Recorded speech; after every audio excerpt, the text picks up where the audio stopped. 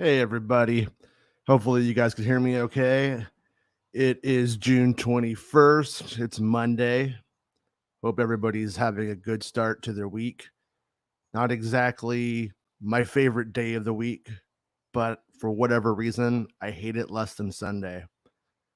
I don't know what it is about Sundays, but they just they make my skin crawl. I guess it's just the idea of going back to the work week and that kind of jazz that has always turned me off, probably since puberty with middle school. We're just like, I don't want to be here. This isn't the place for me. But you're institutionalized, and then you're forced to escape through the passion of Star Wars, rock and roll, rap, whatever it happens to be for you. But that's how my life has been, which is kind of silly. But man, I wanted to have video today. Um, Here's a life lesson for you. I bought a GoPro 8 and I bought it like the day it came out because I had heard good things about the GoPro 7. And I went down to the store and I didn't even know it was coming out. It like had just come out.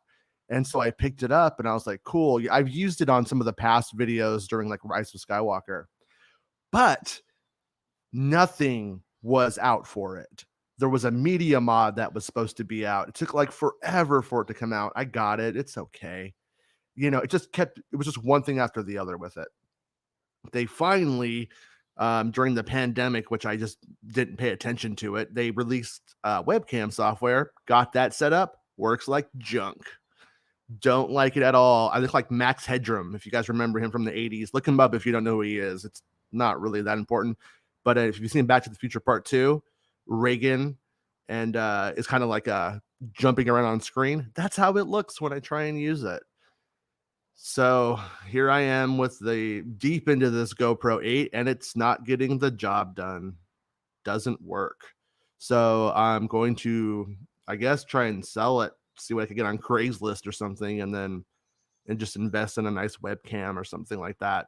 Because my MacBook's webcam looks like trash. I don't know. Sometimes I look at that video on it and I'm like, I would rather just be the stupid icon than that. But um, you know, when it comes to Mondays, you never know what you're going to have in terms of Star Wars. And we got some Leslye Headland news, I guess you'd say, about Acolyte, really like kind of like a behind the scenes methodology. And yeah, Willow. We might talk about Willow today. I'm really all about it. It's a Lucasfilm property, so I feel like it's okay. Um, Old homie Geek Furia says GoPro sucks in low light. It's much more of an action camera and you need bright light most of the time. You need to set. Yeah, see, that's the thing, man. Was I had a lot that I wanted to do with it, and in my obviously this was like an impulse buy, so I knew a bit about it, but I liked the durability and I liked that like $5 a month plan because I had trashed so many cameras in the past. I was like, you know what? I'm going to try this and then I'll be able to take it to cons. It gets broken, not a big deal. I'll just get another one through that little $5 a month plan. And yeah, and honestly, dude, when I set up the GoPro 8 on my desk on the little tripod, it looks fantastic. It really does. But it doesn't stream to the computer as a webcam, to the Mac as a webcam without it stuttering. So I stutter enough. I don't need my camera doing it too. So I'm out. I'm out. Whatever criticisms people have of GoPros, I'm all about it. About not wanting to have one anymore. Yeah, man, I've had a shit time with cameras as well. Hey, yeah, man. Yeah, it's really it's like one of those things where you want to just kind of get up and do it. And I've always been kind of the kind of person who just gets going, does it, and then fixes it from there. There's nothing like if you're writing a song or making a video, whatever, it doesn't matter if it's good, just get a draft, just get something there and then refine it and put it out and make it effective. Like that's my take. There's some people who want me to, be Charles Dickens on the website. And I'm like, you know what? This is disposable news. I don't care. Do you? Well, but you know what does suck is when I really mess up and I publish like a draft. I've done that lots of times. You hit publish on the draft and it doesn't have like the corrections yet. And you're like, oh, dude. And then, you have that one jerk who's like, Making Star Wars can't write. And it's like, nah, I can't. But that's not me not being able to write. That's just me messing up because I'm an idiot. Hey, Mark McGaw, how's it going, dude? I feel like that old Max Headroom has to be explained. Yeah. I mean, he was like a TV show and it was like a CGI kind of character. The honestly, like, and at one point there was like a Coke commercial that was really huge, but he just kind of like stuttered and skipped around on his words. And at one point somebody hacked a TV station and like did like had like a Max Headroom mask on and kind of pretended to be it and probably said egregious things. I don't remember what it was, but I remember really loving it, the idea of it anyways. But let's get into the Star Wars news because we have a couple people here now, a couple of homies. And so Leslye was talking about the Acolyte, right? That's a pretty interesting show, I think. I'm actually probably the most interested in that series because it's during the High Republic at the end of it. And that just means it's not beholden to what we've had in the past. It has more wiggle room. What does that wiggle room mean? That is the $1 million question right now. Because Rogue One was supposed to have that wiggle room. Solo was supposed to have that wiggle room, and each time it was sort of retracted. Now, in a series, I don't think they're going to be as uptight. I think that box office is what changed how that rolled. These shows are about maintaining subscribers, getting new subscribers, and it's kind of hard to quantify. So as long as you're putting out quality and people have a chance to get on board with it being good, it's going to pay off, So anyways, little quote here I thought was interesting from the AV Club article, which I will put in the description. I forgot to, so forgive me. But it says, quote, "We do know that it's a mystery thriller set during the final days of the High Republic that will explore, quote, a galaxy of shadowy secrets and emerging dark side powers," end quote. So there you go. I think that's kind of fascinating. There's stuff like I was talking to Ben, who was my co-host on the last show, I think. And he was like, I'm not sure if I like the idea that there's like all these different force powers, like how they use music and stuff like that. I was a little bit like, yeah, I know what you mean. At the same time, I think it's like kind of fascinating because you could explore the force in different ways. How does a musical person feel the force as opposed to someone who isn't? There's all kinds of different sensitivities that we have as beings. And from what I've read in the High Republic, I haven't really seen it extrapolated upon in a way that necessarily like made me think it was worth the endeavor at the start. It felt like it was like, I always use this term, but checkboxy a little bit. Like, what's new? Well, here's what we could do. And that's not a slight. I just don't think it's got a chance to really come into fruition yet. And hey, it's Mike Papas. But with that said, the dark side, that's where it's fascinating because what does Palpatine do? One of the very first really highly successful things that Palpatine eventually does is he brings down that shroud of the dark side over the Jedi, and they have no idea. So even in the prequels right there, you have an undefined, newly used force power by the dark side. And honestly, I think it's wrapped in so much ambiguity in the original story, it kind of gets overlooked a lot. The Clone Wars did actually kind of build upon it a bit. They had that really cool Count Dooku, Darth Sidious sort of cauldron moment on the Coruscant, that little, messed up part of Coruscant where they're kind of doing their black magic. And so like that kind of stuff is it's kind of fascinating. And I think in this era of, high Jedi experimentation, the Sith are going to take that somewhere too, right? But we don't really know what this means. Like, is this going to be the first time? Like, were the Sith vanquished? Were they defeated? As was thought, by Ki-Adi-Mundi and his phallic-looking head. I don't know, but this could be the resurgence of it, or this could just simply be one of those old Sith lords finally taking somebody on. And the idea of this mystery, this emerging mystery, that's really what the prequels were. And in it, I think she seems pretty cool. Headland's pretty much like, hey, I didn't really dig the prequels. They were kind of like after my time as a kid, and so she kind of hit that moment where they were kind of weird movies, and I don't think they were her thing. But that's essentially what those movies are. But they're done in George's way, and I think that's kind of what makes it hard for some people because he's in no way orthodox. Love that little weirdo though. So at one point they call her LH, which if you're really cool with her like I am, that's what you call her. You're like, hey, it's up, LH. Okay, that's not true at all. But old LH says, first of all, I really wanted people that were different than me. Oh, this is the people that she hired. I certainly didn't want a room full of people that were just agreeing with me vehemently, not ideologically, but artistically.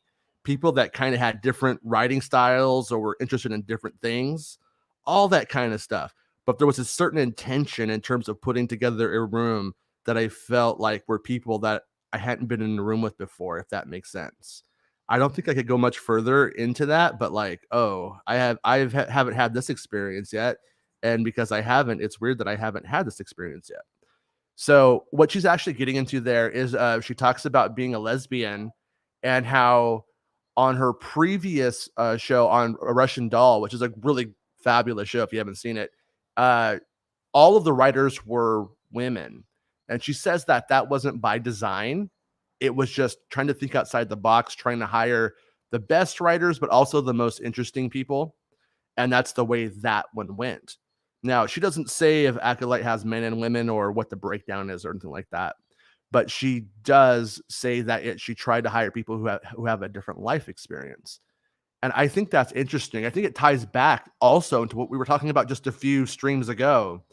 Like when they hired Gary Whitta and the dude hated the prequels and, really crapped on him. And a lot of fans were in an uproar about it. My take then was if somebody doesn't like it or they're not interested in it, it's a good opportunity for them to make it interesting in a different way and to bring something to the table that hasn't been brought before. Because that is kind of the problem, I think, when you get down to like Star Wars novels in the end. They do sort of start to all kind of have the same personality to me. It's only like, every now and then, like a James Luceno or somebody like that who really takes it to a different place. And you're like, wow, this is rich and deep. Because there kind of becomes an expectation, and you have publishers and all that kind of jazz that make that kind of stuff happen. And that could happen to our live action Star Wars, but it hasn't yet, thankfully, other than them making it conform more to the traditional norms of Star Wars, which the Star Wars story films had to do. So she says that, having worked in this industry for over a decade and having been in a couple of writers' rooms, I feel like the demographic breakdown for rooms is not something you actively take into consideration. And like that's true, because it's like it's all about the point of view. That's what she's getting at here. I kind of already went into that. She also at one point talks about how she kind of became like a Dave Filoni acolyte, and which is not a bad thing at all either. Because if you're, I would say Dave Filoni is, even though George isn't there anymore, he feels like the George proxy. I'm not going to elevate him to the level of being a George Lucas. I don't think anybody is. That's not a slight. That's just the reality of the world. No one is a George Lucas. But that dude kind of, I think, knows how not to offend George's sensibilities more than most, if that makes sense. So now this is the part I found fascinating. I literally had one writer that was like, I have never seen any of them. I've never seen any Star Wars media. And she's texting me before we started the room. She's like, Luke and Leia are brother and sister? What the? And it was great because I would really love to know from someone who is not fully immersed in this fandom, what do you think about the pitch we just made?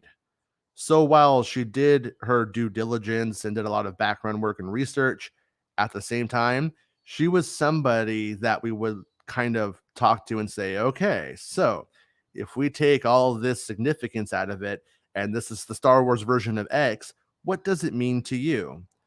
She would be able to give me some feedback. Well, I'm kind of wondering what's going on with this character and in this scene, and I'm wondering why so and so isn't saying this. And yeah, that I think is just pretty wild, you know, and great because it's so important that you don't have everyone trying to write the same tune. And somebody who's not that familiar with it, it's going to do their interpretation, their interpretive dance, if you will. And that's what's going to keep Star Wars fresh. Like we were talking about this with actors too. I mean, Alec Guinness doesn't like Star Wars. The dude couldn't stand it. Ben shared a story where he said he'd sign somebody's autograph if they promised to never watch the movie again. And that's going a little beyond, you know. That's kind of in the I'm a tired snob kind of place, but I get it though. You know, you don't want to talk about Star Wars all the time. If it's one movie you made and you're not a fan, but being a fan is irrelevant. And what's I think actually really hilarious is when I go to Google Leslye Headland to look up the original announcement. I wanted to see what was in it just to make sure I didn't pass up on anything. And Google autocorrects, is Leslye Headland a Star Wars fan? And it's like, that's your concern, is that she's a Star Wars fan. I'm more concerned with her being able to write. I'm more concerned with her being able to tell a really good original story. And, you know, I have to say, like, I think she can do it. I'll be honest, I'm not completely familiar with all of her stuff, but Russian Doll was good enough that I was like, yeah, I want to, if that was the only thing that person had made, I would be up for seeing what they would do, just like was up for Colin Trevorrow. Trevorrow? See, everybody says it differently. I think it's Trevorrow. That's how I say it. But people were saying it the other way, and I started to doubt myself. I'm going back to my original pronunciation. Anyways, yeah, I wanted to see what he can do. I wanted to see what he could do a lot more when he hadn't made those Jurassic World movies, though. I mean, there's just so many things in them that I'm just like, even compared to the original Jurassic World. Somebody did a breakdown on YouTube where they show how Spielberg directs kind of versus him. And it's like when you have those like reaction shots to something being huge, like how he shoots the reaction shots, Spielberg in comparison is huge. And I hope they saw that, and I hope they rectified it, you know? But what does she go on to say? Oh yeah, then at the end of the piece, she kind of goes on to an interesting place. She's all, so what I really wanted was an active conversation between my writers and myself, and not so much a room full of people that would kind of just automatically agree with what I say, which is good sometimes. Sometimes it's nice to have everybody love my pitch. It's not very Star Wars, but I think a lot about Jean-Luc Picard and the way he would utilize his crew and say, what do you guys think? Any suggestions? What should we do next? And kind of hearing the debates and the sort of Socratic conversation that would result. Yeah. And she goes on and she drops if anybody does care enough to be like, hey, you know, what is this? Is this person a fan? I mean, she's dropping 325 BBY and stuff like that. Honestly, I hear that stuff and I consider myself as big of a fan as I could possibly be. And I hear that stuff and I start zoning out. I'm just like, what? Huh? And then it gets even more annoying to me when you buy one of those books and then like it'll like whatever that film is like the reference point. So like the other ones have it for like Star Killer Base or something like that. It just becomes a huge convoluted headache. It's like the whole point is to make streamline these things, and then it just gets worse. Keeps getting worse. Oh yeah.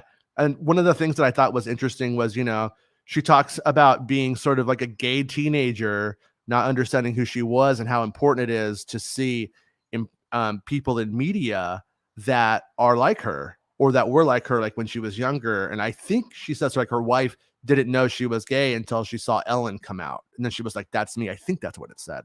I misplaced the quote, but I'll put the link in the description and you can check if you care. Um, Anyways, though, she doesn't expressly come out and say that it's going to be like that overt. And I think that all of these different people might make it where sexuality may not be in the forefront or somebody's, sexual orientation, but it's going to be there if you want it to be. Because she mentions that Mark Hamill quote where, which I think is really actually rather touching. Somebody says, I thought Luke was gay. Is he gay? And Mark Hamill's like, if you think he's gay or you want him to be gay when you watch it, he's gay. And I think that is the best way to kind of go about these things a lot of times and to consume media. The only thing about it, and this isn't about the spirit of what Hamill said, is that when down the road they do something and then he's married to a lady or something like that, for instance, those kind of plot contrivances can come up, right? Then you crush that person. That's where that making media your own gets kind of rocky and kind of dangerous. But when it's something firmly established, I'm all for it. I mean, the only thing that even goes against it, I guess, is him trying to kiss his sister. But I don't know, maybe he tried it and he was like, yeah, you know what? That's not for me. But anyways, yeah, I'm really excited for Acolyte because it's going to kind of build up, I think, where the Sith came from. That's what I think it's about. That's what it seems to be, anyways. And yeah, they talk about ownership a little bit, and she talks about like, oh yeah, RPGs.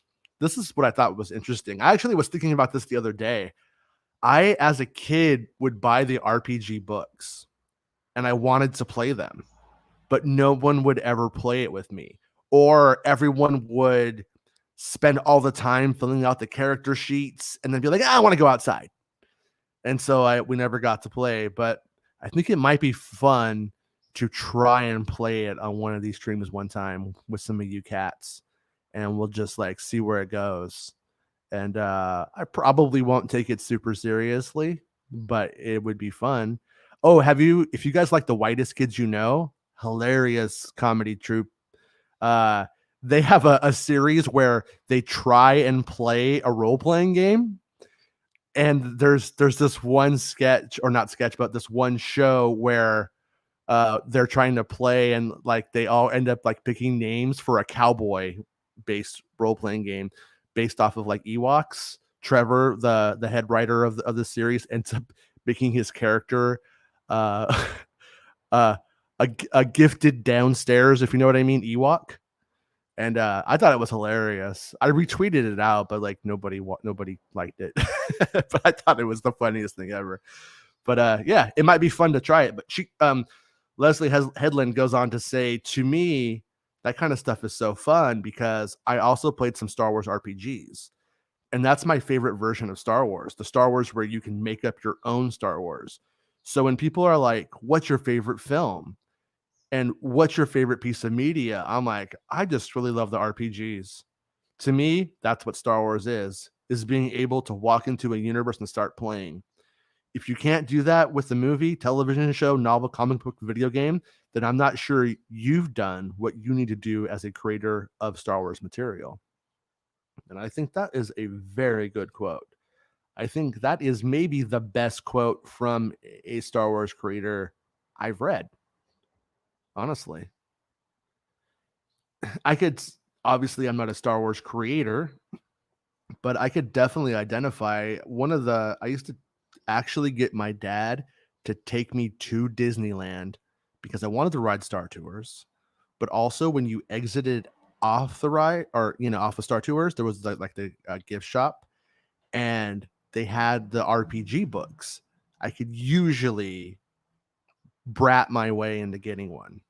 And I would get one, or I would get a case of the pewter miniature figures that were like your little character representations. I remember getting the Mos Eisley Cantina. I remember getting the Bespin Source Guide, I think it was called. And I had two versions: the original version of the RPG book that had like Luke Skywalker on the cover, that was like the Hildebrandt twins painting, I think, or something similar to it. It was similar to it. And then the other one that they made later with Darth Vader on it, that was much more boring looking, but revised, but the same content. Yeah, I've always wanted to play it. I don't know. Maybe we'll try it if I'm not too lazy and I could find the books.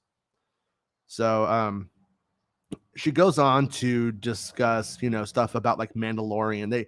The AV Club says the Mandalorian is part neo-Western and all these different genres, and the Acolyte's adding a mystery thriller to the universe. And what does old LH say? She says, we're all just following in George's footsteps. He is such a deep worshiper of film, and not just the medium of film, but the history of film and the way film has been used and all the different genres that he infused into the original trilogy, which is something that only he can do. He was such a believer of film as tone poem. I'm going to stop it right there for a second. He actually made actual tone poems for Phantom Menace. If you've never seen him, I love them. I'm not going to lie. I get a little choked up by them. Shmi Skywalker's. Oh man, if I had a heart, I would have cried. So then he said he was such a believer in the film as tone poem that it only makes sense that people who are doing their own side stories or their own series or their own standalones, it makes sense that they're kind of taking one aspect that he may have been interested in or taking inspiration and infusing it into their particular content. That right there is it. That is what has been making these new Star Wars films work. That's what's made Mandalorian work. I mean, I personally, I recognize the Western sensibilities that are in Star Wars. It was never my favorite part, though. I love Han Solo, but the space cowboy aspect of it wasn't necessarily what drew me to it. Honestly, it was Luke Skywalker with a sword and swinging with the rope on with the princess. That's what made it for me as a kid, and the cool machines. And there's a lot of people who are a little bit older or just gravitated towards that Western kind of thing. And you have Dave Filoni, and he comes in with Favreau, and they make the quintessential Star Wars Western with Mandalorian. And they play on all of those spaghetti Western tropes, and they like nailed it. And it's a success. It's huge. And if I heard about the Mandalorian like from the very start, and I was excited about a Mandalorian concept. When I heard it was going to be the Western stuff, I was a little bit apprehensive, in the sense that I was like, oh, is this going to be dad Star Wars? And Mandalorian kind of is. I mean, it kind of is like a very dad Star Wars, but it's really good Star Wars at the same time for the most part. So I'm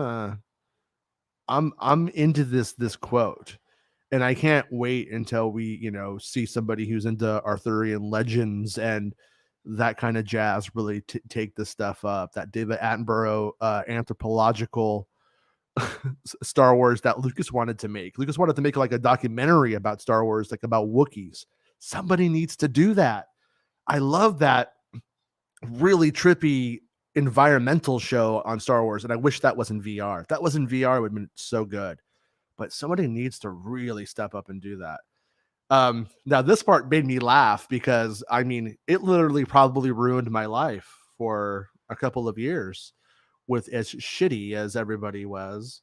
I mean, it's funny because she goes on to say, when she gets online, people tell her, don't make Star Wars political. I'm like, George Lucas made it political. Those are political films. War is by nature political. That's just what's up. It's truly what he was interested in talking about and looking at and digging into. So it's kind of impossible to tell a story within his universe that doesn't have to do with something that has to be that the characters we see externally reflected in everyone's happening in the galaxy, blah, blah, blah, blah. Basically, yeah. I mean, war is political. That like that's it. That's what it is. And God, there was a quote. I can't remember who said it, but it was like the personal is political. That was a big thing in the 60s. And it's just true. There's this idea that like politics doesn't permeate into every aspect of our lives, and it does. I mean, it governs our ideology and the actions that we make and how we feel about things and what we think. And what happens when those moments get contested and get hot? War.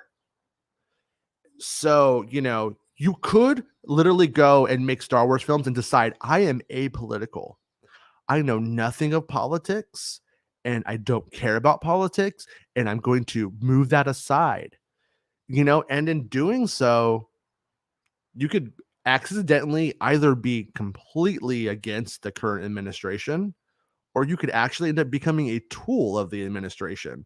And things that are kind of overly political looking back on it, like Rambo and Rocky, but Stallone was a tool of the Reagan administration. I mean, just through and through. I mean, the third one is about Afghanistan. The fourth one is about fighting the Soviet Union, fighting a Russian. And that's Rocky, a movie about a dumb as nails boxer with his tepid girlfriend. I mean, how did that happen? How do we get there with that? But we do. And Star Wars is about war, so it's even clearer how that can happen. And I like that they're cognizant of it. I just think that it's hard for some people to take when they think the politics are against them. I think, as not to speak for her, but trying to interpret her words through the interview, I think as a gay woman, she's basically saying, I'm going to make a Star Wars movie or series that is compatible with how I feel about the world. And I've hired a bunch of people who aren't gay women, who aren't me, and they're going to challenge me to make sure that what we do is ultimately, first and foremost, a good story for everyone. I think that's the takeaway. I'm curious if this interview gets any attention from the others, the other types around these parts of the YouTube.com, how they're going to take that or spin that, because even when The Mandalorian was coming, I mean, like, they would look for really any excuse to get really angry about it. I heard more than one of those types call it the woe Mandalorian, because there was some kind of nutbag who was just kind of extreme, who they like to use, who says woe man instead of woman, and likes to really use that as an example for everyone, anyone that you want to call an SJW. And they were calling it the woe Mandalorian. And then they were following it up by calling Gina Carano a Mary Sue. And now they love her and they champion her. It's almost like it's not about Star Wars sometimes, like it is about politics. But okay, so before, do we want to talk about Willow for a second? I mean, I kind of did like a big piece on Willow. I didn't get to write up the Leslye Headland piece yet, but I did write this big piece about Willow. And honestly, it's a Lucasfilm property, so I think it's worth talking about. But the Ronin's a great site.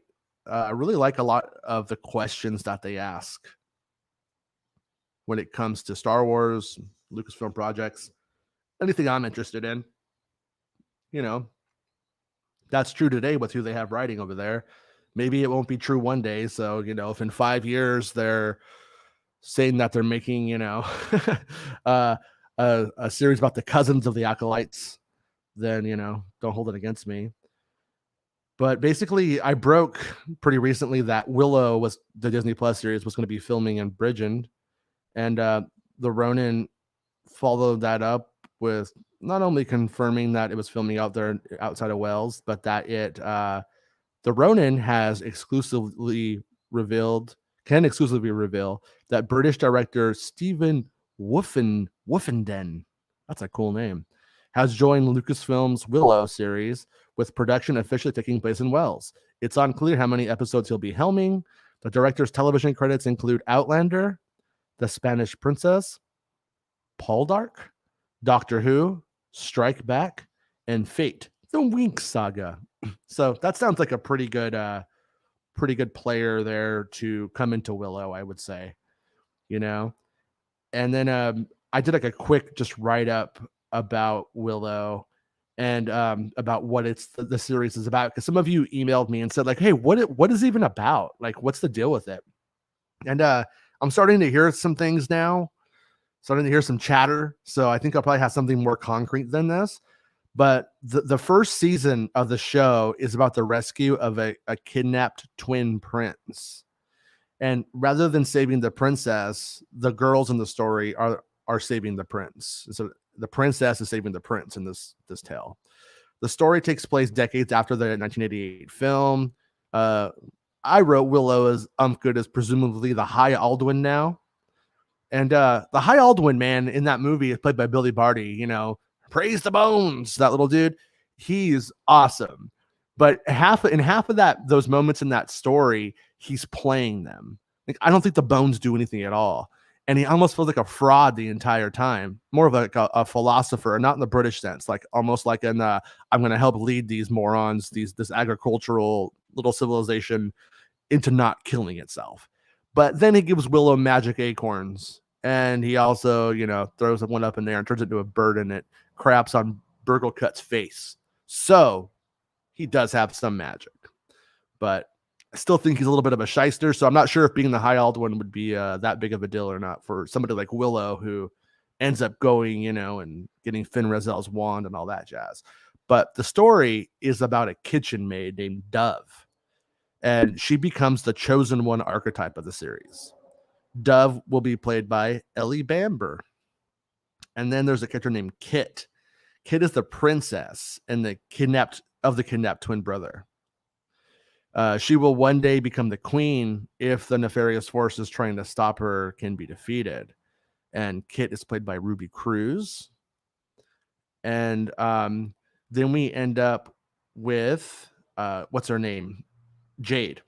And Jade is Kit's best friend. And so she's kind of like this, I'm going to guess more like Eric Thornbearer?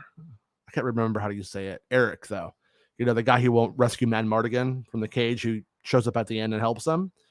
And Kit's played by Aaron Kellerman, who was Enfys Nest in Solo: A Star Wars Story.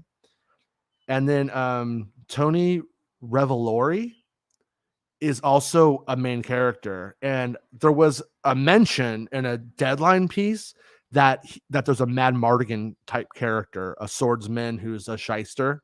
I think it might be, you know, who then goes on the straight and narrow. I think that might be him, you know. So, you know, we don't know what happens to the rest of the cast. Are they taking any of Shadow Moon into account? And honestly, I don't know if you guys have ever read Shadow Moon, but I don't recommend it. I don't. Willow there's like a cataclysm that happens and everybody's destroyed, and Mad Mardigan and Sorshar, they're dead. Alora Dannon grows up to be a brat. I thought that was an interesting take. I feel like George Lucas had some loose notes on what the sequel would be, and then he just kind of handed them over, and what came about didn't feel very much in the spirit of the original film. And it didn't feel like it was an Empire Strikes Back kind of version of that, where it took it into a deeper, darker territory, but it was better for it. I just kind of felt like it was sort of a generic fantasy, and I just could never really get very invested into any of it. But with the story taking place all these years later, you know, Val Kilmer's in the new Top Gun, I think I heard that. But he's had health problems with throat cancer. Sometimes he couldn't speak. So I'm not so sure Val Kilmer's on the table, you know, for coming back. But I did just have a computer problem, so hopefully you guys can still hear me. I'm having my computer run out of memory today. So anyways, yeah, so that's our Willow story for the day or whatever, our reminder. And I'm just hoping that it's good. So he says, "What's up? What's in the making? Psh, Acolyte and Willow today." My prediction: the Acolyte will somehow introduce live action Vergent Scatter. What is Vergent Scatter again? Was that in the yeah, you have to explain to me what Vergent Scatter is. All right, I think I am having a bad computer problem.